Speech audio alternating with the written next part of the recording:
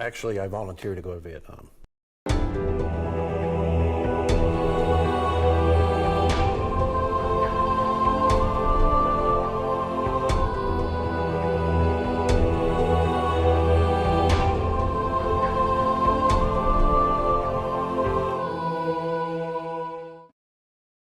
We didn't think we were going to survive.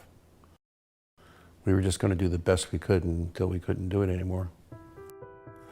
Dearest Mother and Dad, today I'm feeling a lot better and I'm able to write this long-awaited letter. I'm sorry I did not write yesterday, but I've been in considerable pain and had to go through a series of tests and x-rays yesterday until they just about had me going through the ceiling.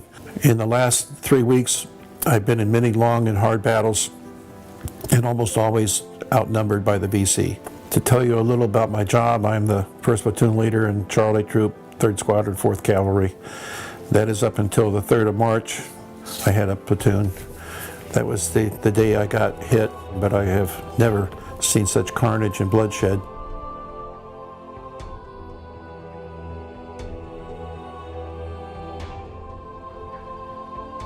In 1968, the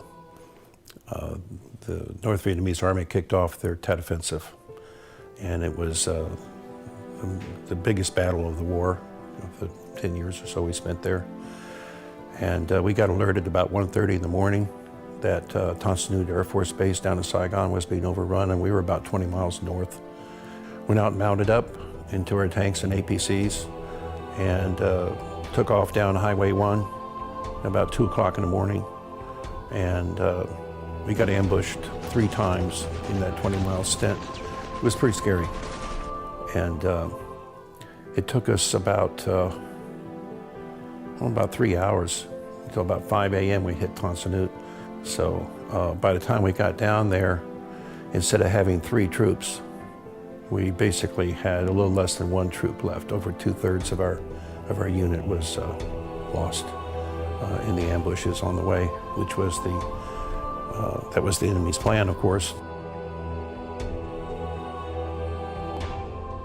So we lined up in a cavalry charge across the very wide, long runway with the tanks and APCs that we had left. It was about 5 a.m. It was before dawn, and there were rounds going off all around us, everywhere. It was very, very heavy fire. And we basically lined up with our 90mm tank guns, started firing canister rounds, which is like a big shotgun round, 90mm, and 50 calibers and 7.62s and M16s. And we just rolled down the runway, and we were running over people, running over soldiers, and some were trying to climb up on our tracks, and we had to, we used our M16s or our 45 caliber pistols to shoot them off and to keep them from, they wanted to take over our vehicles, and we kept moving. And that battle went on for about an hour and a half. It seemed like forever, till the sun came up. And by that time, I was the only officer still alive on the ground. The next day after that, the 2nd of February, we were back out in the field again, escorting a convoy, or securing a fire support base, or securing a night defensive position. We were in firefights every day and every night, and we'd always get attacked before dawn. Never fail.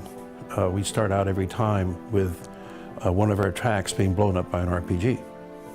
And then all hell would break loose, and then we could shoot back. We'd keep fighting until we killed everybody. It was a long, hard, horrifying day.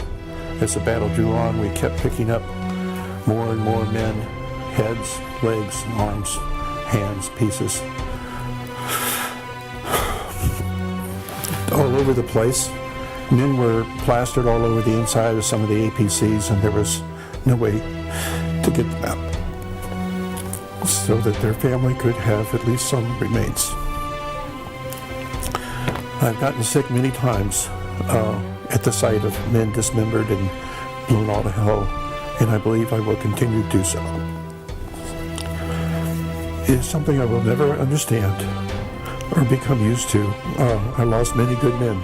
I'm going to have to wrap this up pretty soon. I have many letters to write to the wives and families of those men who have died under my command. It is one of the hardest things in the world to do, and as a result, my fellow officers never bother. It is my firm belief, however, that maybe in some small way, I can bring some comfort to the hearts of their loved ones. They were all fine men, some just boys, who served me well, and I feel that this is the least I can do for them. I'm a very lucky man. The good Lord is watching over me, so your prayers are being answered. Please keep them up. He's listening.